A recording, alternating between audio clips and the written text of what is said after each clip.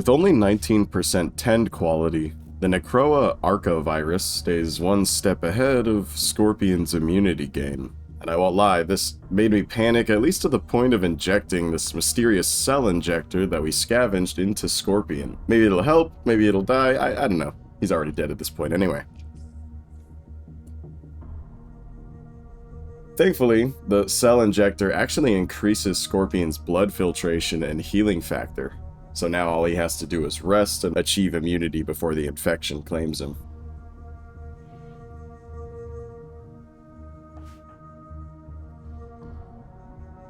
The surface is safe, for now at least, so Maria will head up and gather as much supplies as she can. While Maria does this, Scorpion's increased blood filtration allows his immunity to finally move past the infection, so our impulsive plan worked.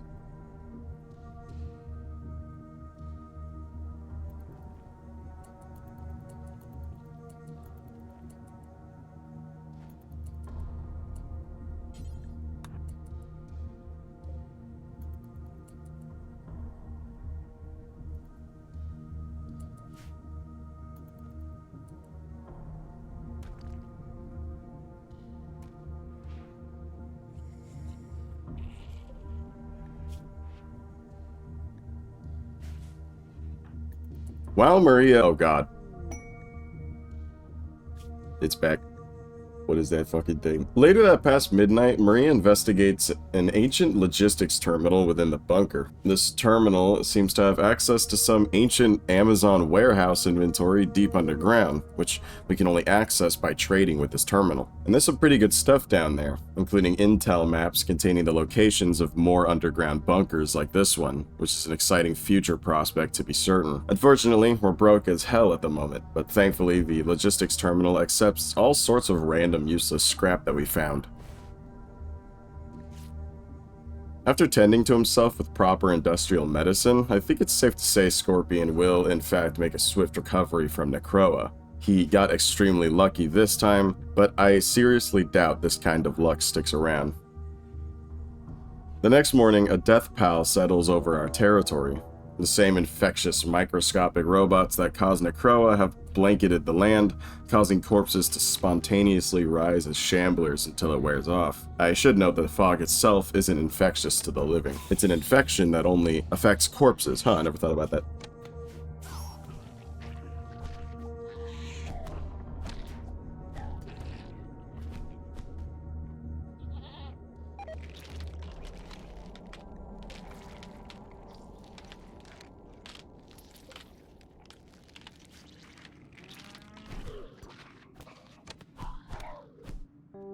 Anyway, yeah, pretty much all these people will die of Necroa, and the Necroan shambler domino effect begins.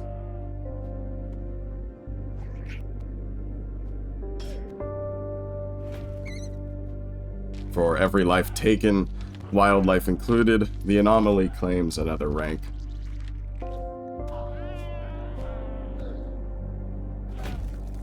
And when that ball starts rolling, it do not stop.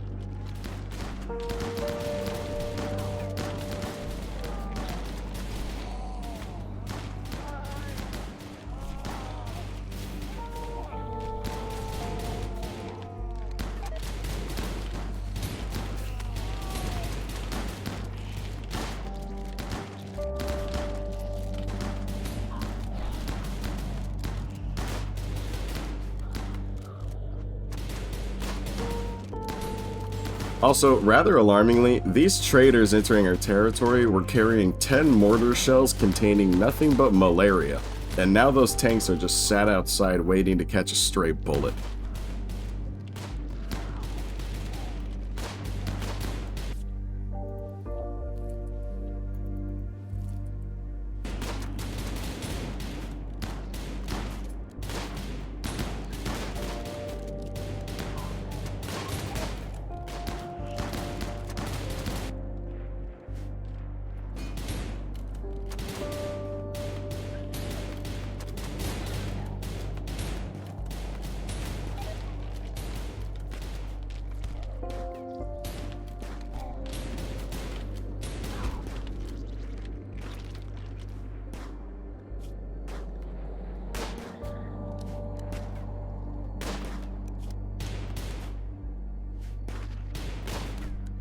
While the carnage outside persists, I use this chance to try and scrape together the silver needed to buy some antibiotics from the logistics terminal. Since the descriptions don't actually say what the antibiotics do, and since I'm still a bit panicked over Scorpion's necroa after watching everything that happened on the surface, I decided to have him play guinea pig and take the drug one more time, which was a horrible choice in hindsight. Unfortunately, to afford the antibiotics, I had to sell Scorpion's iconic white recon helmet, which has long since been beaten down and reduced to uselessness anyway. It turns out, antibiotics increases blood filtration, lessen pain, and increases overall immunity gain speed by nearly 10%. I think these antibiotics alone would have been enough to cure Scorpion, and a medicine like this is slowly revealing itself to be absolutely necessary in the event of overwhelming biochemical presence.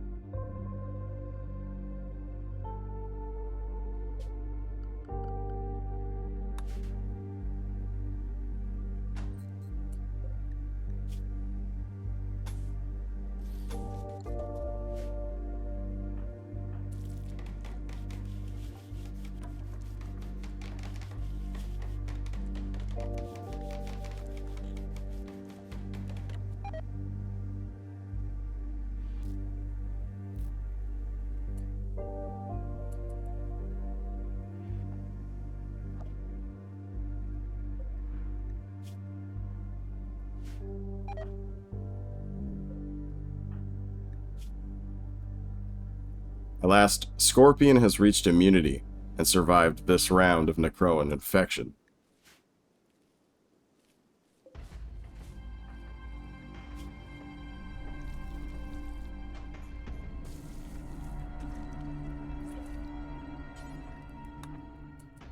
At some point in time, our stallion Boa gets the plague, but I'll be real, this happens all the time to him. He'll be fine in a couple days. Now that we're reaching a mild period of calm, now's the time for me to mention that if you weren't already aware, our research era is technically still in the Neolithic period. We can't even build most standard in-game structures and furniture like wind turbines and research benches.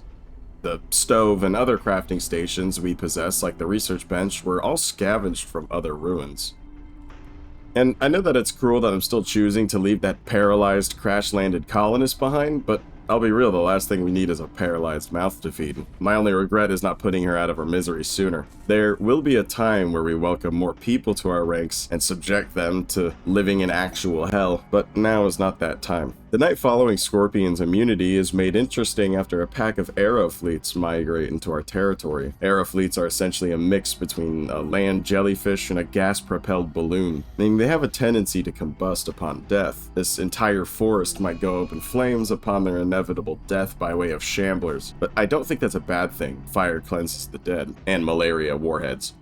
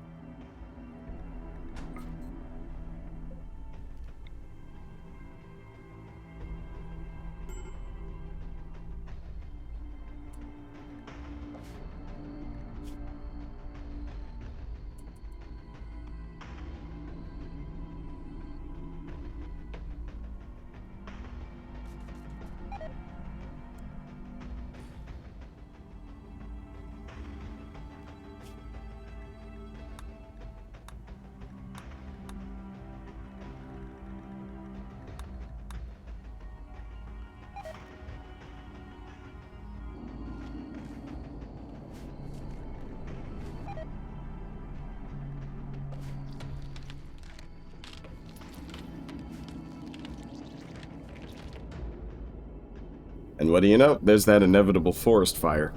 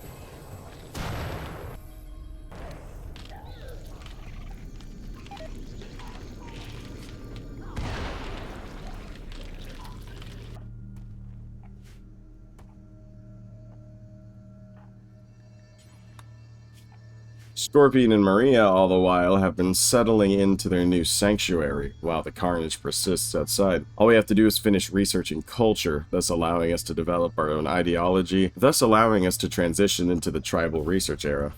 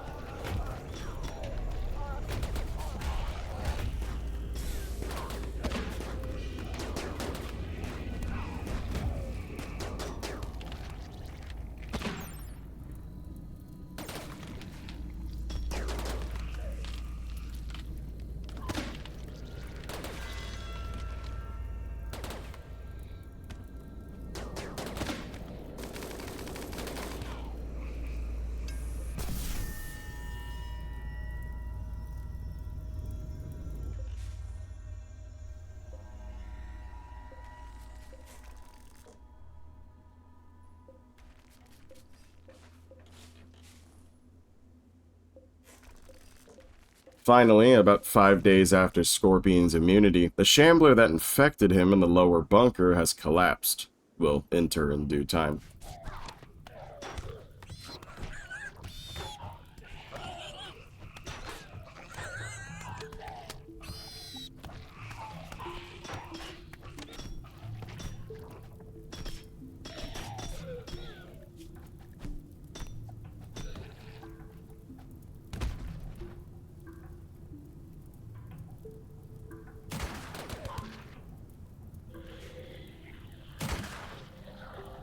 One thing that I noticed while looking at the areas affected by the wildfires is that the malaria bombs were lost, so that's one thing less to worry about, I guess. I don't know.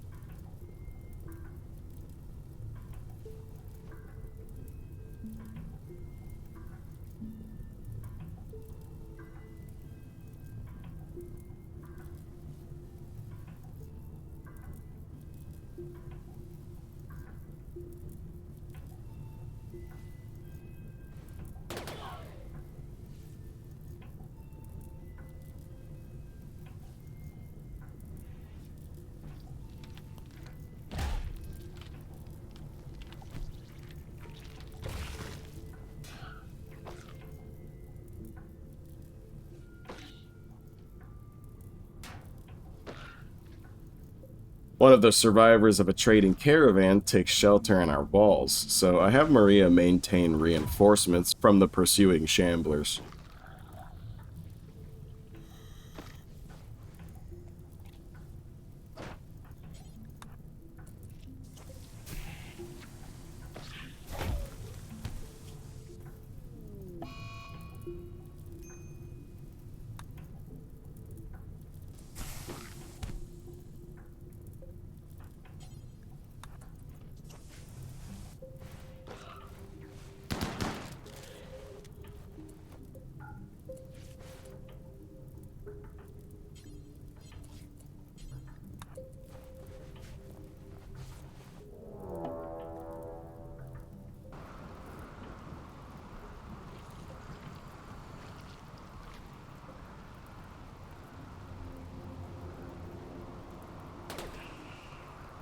And then, catastrophe strikes.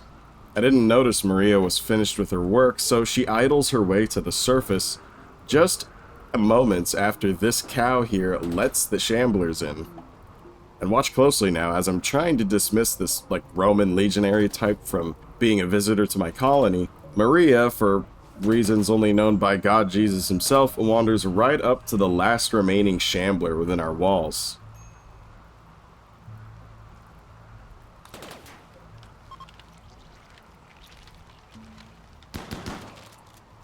And yes, this utter shitshow causes Maria to become infected with necroa by sheer touch alone, and without any cell regenerators or antibiotics present, the infection quickly advances well past Maria's current immunity gain speed. While she treats herself and rests, Scorpion immediately heads below deck in hopes of finding medicine or salvage we can offer to the logistics terminal for more medicine.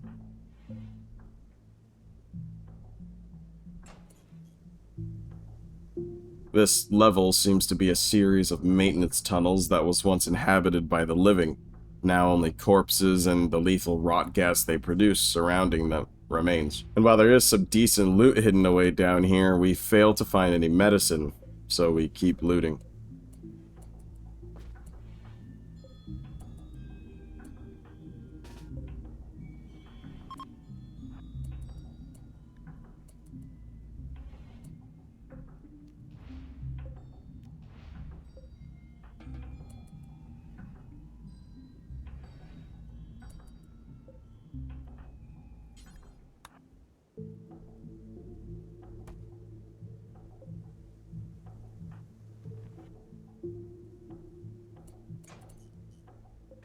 Meanwhile, Maria's infection has advanced to over 10%, yet her immunity gain is less than 8%.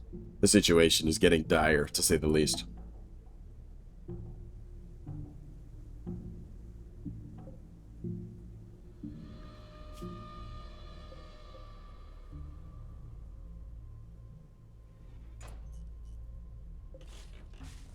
And to make things worse, allied colonists actively infected with necroa keep taking shelter within our bunker.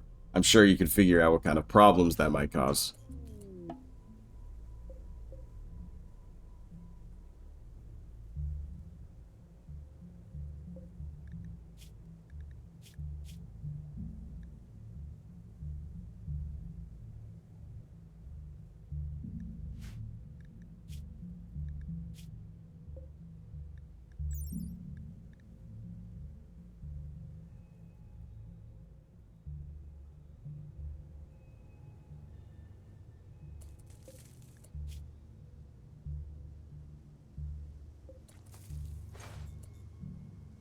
One of the maintenance shafts has a man well past saving. He's dying from rot lung and extreme malnutrition, but every second is so critical at this moment that I'll have to put him out of his misery later.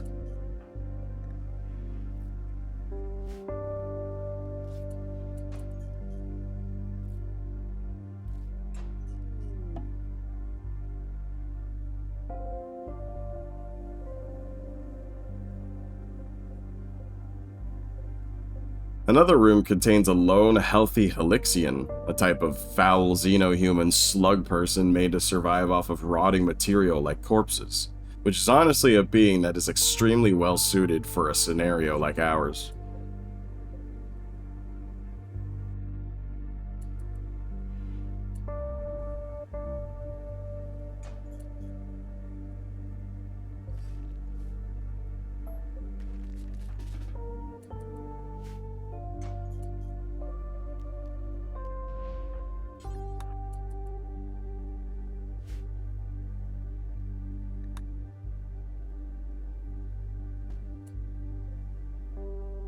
Unfortunately, we're unable to find any medicine, so we'll take what we can and offer it to the logistics terminal.